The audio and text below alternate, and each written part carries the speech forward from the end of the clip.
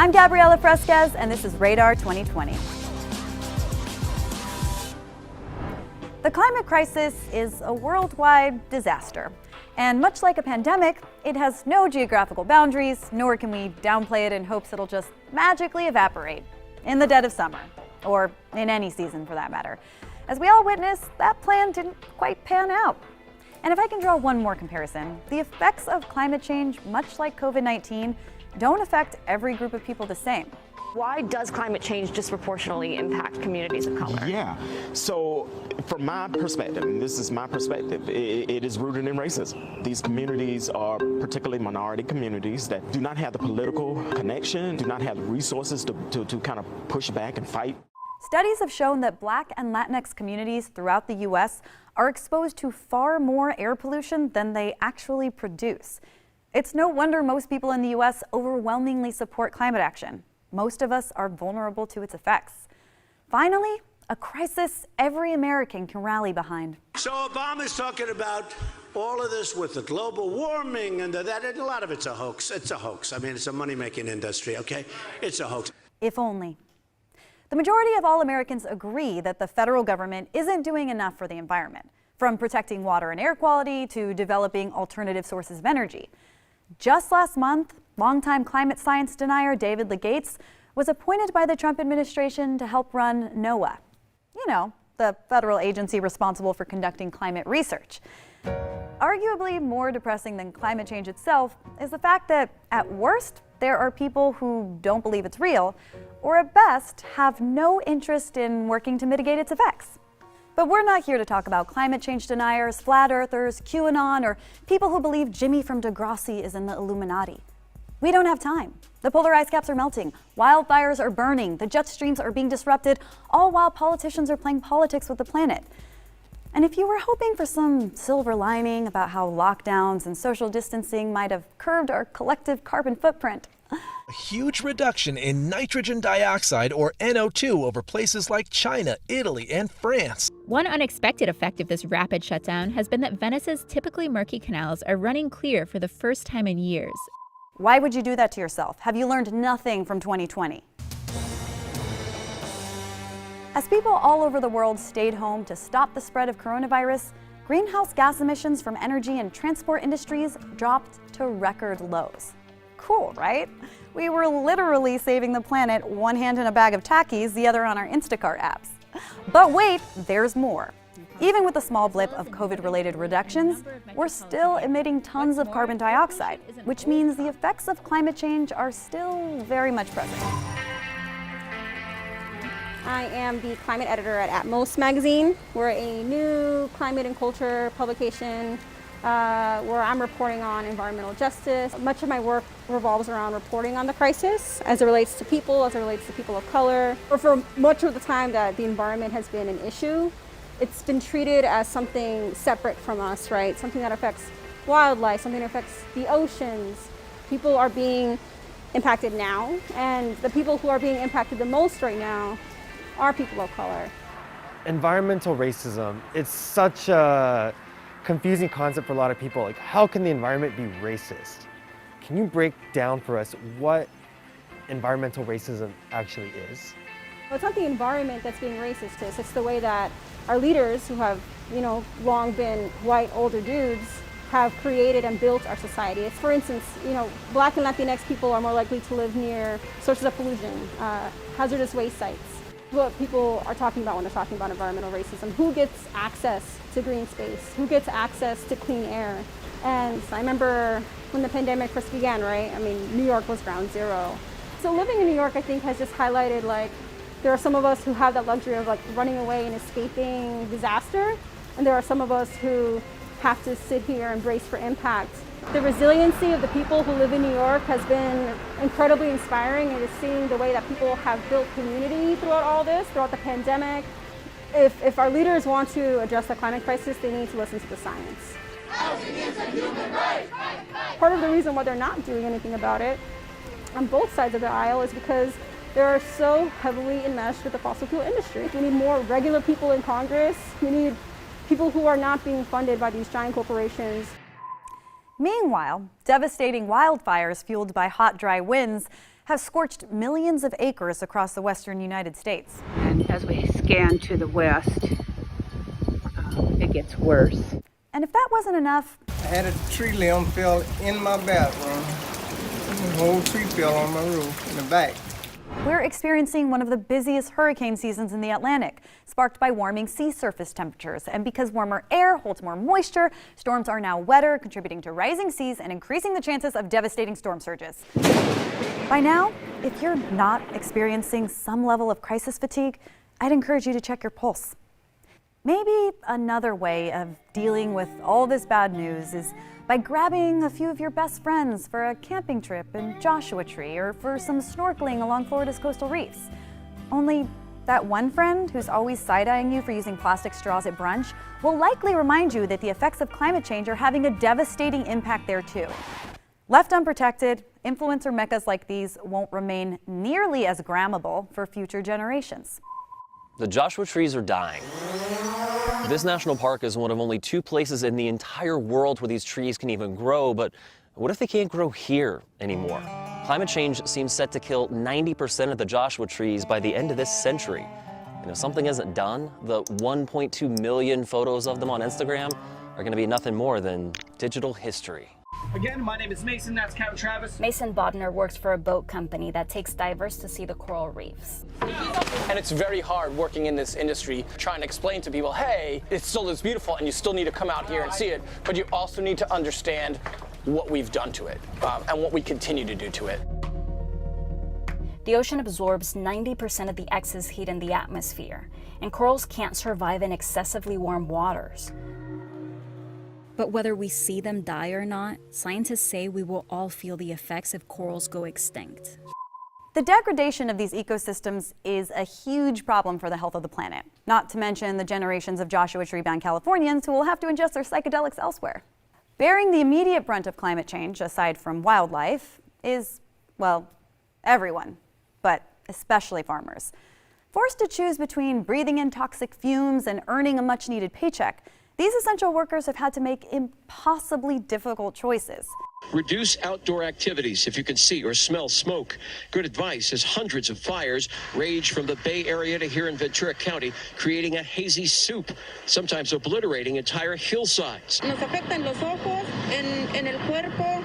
She told us how the smoke irritates her eyes and other parts of her body, including her lungs.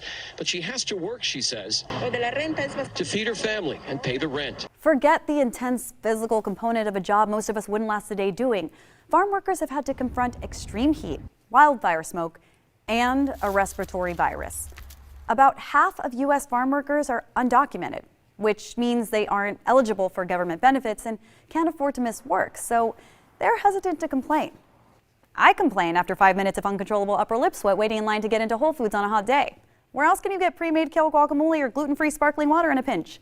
Nowhere. And in addition to feeling the direct impacts of climate change in the fields, these farm workers, the majority of whom are Latinx, are part of communities that are more likely to live near pollutants. In fact, nearly half of Latinxs in this country live in the top 15 worst areas for ground-level ozone pollution, including 3 states most impacted by the climate crisis: California, Texas, and Florida. I know I'm going to get pushback on this, but Latinx people in South Florida aren't just a bunch of really great salsa dancers with hot bods, perfect tans, and reggaeton obsessions. We care about things like the environment and clean air and protecting endangered species. Why else would we still be listening to Daddy Yankee? A little less gasolina, a little more hybrid plugins, am I right? The fact is, evidence of environmental injustice affecting Black and brown communities comes directly from the EPA. If you're familiar with the water crisis in Flint, Michigan, or the controversial Dakota pipeline at Standing Rock, you're likely well acquainted with the concept. The EPA's own research found a direct link between America's racial geography and disproportionate exposure to particulate matter, as in microscopic carcinogens like smog, ash, dust, and fumes. And yes, I've ingested worse things at Burning Man parties in downtown LA. But we're talking chronic, long-term exposure, and that's way too many hours of house music even for me. Despite this awareness, the Trump administration continues to roll back regulations on pollution, which means unless we take immediate action, these problems are going to get worse. But cane is mostly in this area, sugar cane. And it's no other work, mostly. But if they stop burning, it will help the environment, it'll help the peoples in the West, and it'll help the breeding situation and the pollution. About 25% of sugar harvest in the United States comes from this region, where it generates more than 12,000 jobs, and in turn, a community that relies heavily on the industry. They check, the wind conditions, which way it's blowing, and all that, that way we know where to start, so we can try to control where the ashes go. Hernando Saldívar has worked on the fields in charge of the burner for the past 2 seasons. If the wind's blowing out towards, out towards the east, they don't do it, Or if the president comes in, they're not allowed to do it either. So if President Trump is in Mar-a-Lago, you don't burn? You're not allowed to. Not even if it's burning west? Not allowed to. How do you feel about that? It's wrong, I mean, like I said, he's just a human like us. Why does his life matter more than ours? Every year, October marks the beginning of sugarcane burning season, which stretches till April. Regulations specify that if the wind is blowing towards eastern Palm Beach County's more populated and affluent coastal cities, then they cannot burn. But if the wind is blowing towards the west, towards mainly black and brown communities around Lake Okeechobee, then the regulations are minimal. We met Amalia Rangel in Belgrade, one of the largest communities in the area. Yo ya tengo 22 años viviendo aquí. Yo trabajé casi 15 años en la labor de la caña. Yo tengo 3 nietos y ellos con este caso de siempre cuando se quema la caña, ellos siempre les sufren de alergias. We caught up with her at a trailer park across a sugarcane field where she lives with her daughter and her kids, Xavier, Allison, and Roberto. I start to cough and a lot of allergies just come in whenever it comes down. When you smell smoke, it kind of feels kind of weird. Kind of feels weird? Yeah, it feels like the oxygen is kind of getting low for me. National studies have shown that people of color are more likely to live in counties with higher levels of pollution, and that Black people, Latinx, and Asians run a higher risk of premature death from inhaling particle pollution. Come January 2021, the Florida Department of Agriculture and Consumer Services is slated to roll out a program to enhance what they call prescribed burning, all the while defending the practice as a successful model to manage agricultural lands.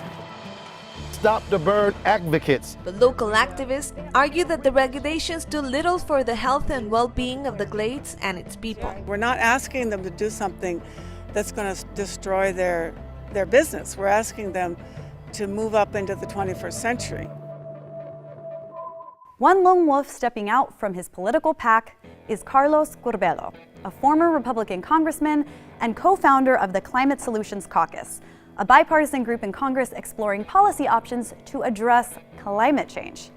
Obviously, I needed to see for myself that such a political unicorn was real. Now, because of your views on climate science, I have referred to you as somewhat of a political unicorn. Thank you. I realized when I got to Congress that there was a crisis there because no one was even talking about this issue inside the Republican Party. See, a lot of people think the issue is denialism, that Republicans just don't accept the science. That's not the big challenge. Most Republicans fully understand and accept the challenge. Apathy or fear of the issue is the big challenge. So this is a real issue for us. This isn't some debate in theory about what could be or not. It's about a challenge that we're facing locally in places like the Florida Keys, Miami Beach, and others. You co-founded a caucus with U.S. legislators to address climate action. Can you tell me about some specific policy proposals that you might have been a part of to do just that? So our number one goal was to establish a dialogue. That worked. Our number two goal was to block anti-climate legislation, which we successfully did. And then the number three goal, which is kind of the phase the caucus is in now, is developing those proactive solutions, that positive policy agenda. And there's some great ideas out there. Look, carbon capture. This is a new technology where as plants generate energy, there's a filtering system that captures carbon, prevents it from going up into the atmosphere, and then stores it so that that carbon doesn't contribute to pollution. Action on climate change translates to good economic policy, and it all trickles down. I hope that in a century, this place, the Betsy Hotel, isn't underwater. It is all connected. So if you're for a prospering economy, you have to be for a healthy environment. The U.S. isn't the only country where environmentalism and politics clash. Throughout Latin America, controversial developments and policies have been pitting communities against each other for a long time. The difference is, depending on where you live, environmental activism can be a far more dangerous game. As in, you might die, and not because of the air quality. In 2018 alone, more than 160 environmental activists were killed around the globe, with more than half of those killings taking place in Latin America. Leading me to wonder if these activists are becoming as endangered as the natural habitats they're trying to protect. Widespread deforestation and billion-dollar development deals throughout this part of the world have threatened some of the most biologically rich habitats on the planet. And a lot of the time, the only barrier to these environmental catastrophes is just a few activists armed with really big bravery. Seriously, their bravery is huge. My name is Silvio Carrillo. I'm a journalist based in the Bay Area, and I'm the nephew of Berta Cáceres, and we've been fighting for justice for her case in Honduras for almost 5 years now. My aunt was a woman who her whole life had been fighting for indigenous rights in Honduras. In 2015, Berta was recognized for her 25 years of work. She gained notoriety, won the Goldman Prize, which is considered the Nobel Prize for the environment. So there was a dam being built in Lenca territory in Honduras. Lenca are an indigenous people who live in Honduras. The owners of the dam, who had a lot of help and support from the government, decided she was too much of a threat. And she was going to be too much of a threat for that project and potentially other projects. And so they had her killed.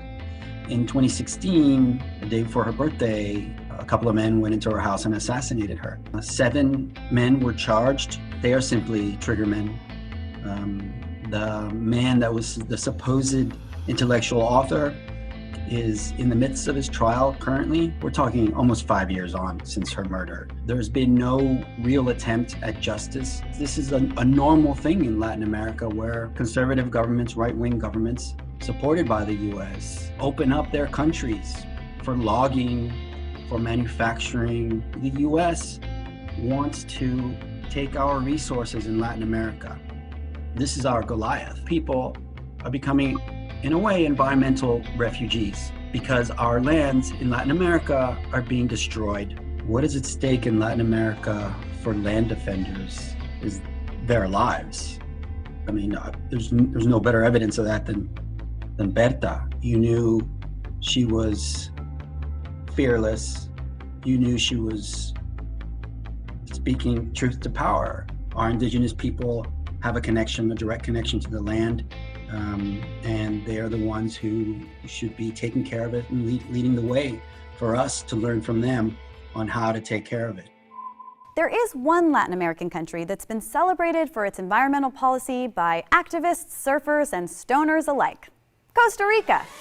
The Costa Rican government believes that decarbonizing the economy makes both economic and social sense, challenging the usual trope that fighting climate change will eliminate jobs and stifle development.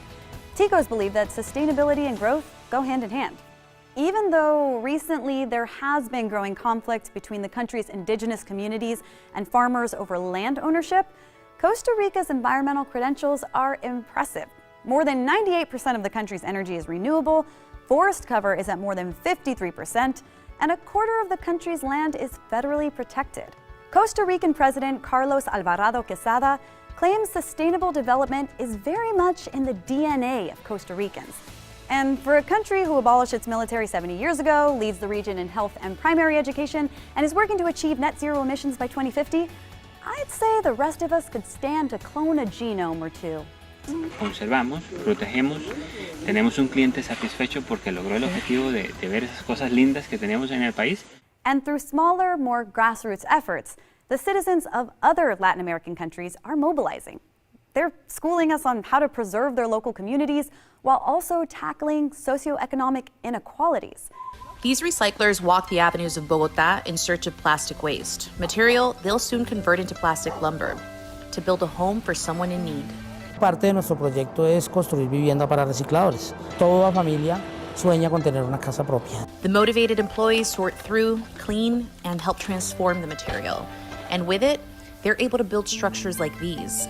Nunca pensé yo tener una casa así tan bonita. After working for the recycling plant her entire adult life, Carmen says this home has changed her life. And the rewards for her and all of the employees at the recycling plant are twofold. La primera satisfacción es estamos aportando un granito de arena quitando plásticos del medio ambiente. When it comes to the protection of Mexico City's last forest frontier, a brigade known as the Tlalcoyotes, or Badgers in Aztec, are in the forefront of the fight against climate change. Parte de la identidad que tenemos como originarios de la comunidad de Milpa, pues es la defensa del territorio. The fact is, the forest serves as one of the primary sources of rain collection for the most populous city in Latin America, where 3 of every 10 liters that Mexico City consumes come directly from here. Building natural barriers to keep fires from spreading deep into the 250,000 hectares of forest, these 17 women and 16 men share one collective mission. Resguardar, salvaguardar el bosque, los animales, las especies. Most people living in Latin America want their communities to be safe and habitable so that they won't be forced to leave. Take the caravans, for example. Remember those? The ones full of so-called bad hombres? The migrant caravan is growing. The group fleeing violence and poverty in Central America has pushed through Mexico's southern border. We're going to keep moving forward, this man says. He's been traveling for more than a week with his 2-year-old daughter. The thing is, they were actually migrants from countries like Honduras, Guatemala, and El Salvador, forced from their homes due to systemic corruption, gang violence, and climate change. Since 2014, the increase in migration from Central America's dry corridor directly coincides with years of severe drought, and lack of food is the primary reason people leave. Considering one of the priorities of President Trump and Republicans is halting immigration, you'd think they'd at least acknowledge the role that climate change plays in driving it. Then again, that would require they actually believe it is a crisis. I think we want to work with you to really recognize the changing climate and what it means to our forest. It'll start getting cooler. You just watch. But if our current administration isn't ready to step up to science, an entire coalition of Latinx advocacy groups are. The Latino Victory Project is leading a campaign to support #VoteLikeAMadre, a climate change-focused campaign directed at Latinx matriarchs. Pinky promise your kids that this election you'll vote like a madre, that you will choose candidates with bold plans to fight climate change. The campaign is a part of a broader push to increase turnout in several Latinx-heavy states. And no, I'm not suggesting that J-Lo is the answer to the climate crisis. But I'm also not suggesting she's not. We put a reality TV show host in charge of the nuclear launch codes, so I'd say using celebrities to convey a message is effective, for better or for much, much worse. Also, maybe her eternal youth superpower could help reverse the planet's current trajectory of deterioration? No? Vote Like a Madre urges people to support climate plans that acknowledge climate change is human-made, that shift resources toward renewable energy, and that protect vulnerable communities from pollution. Because Latinx communities care about environmental justice and sustainability, and always have. I'm Gabriela Fresquez for Radar 2020. See you guys next week. Thanks for watching Radar 2020. Please like, subscribe, and comment down below, and let us know what issues are important to you. But only the important ones, because the frivolous ones are like so 2019.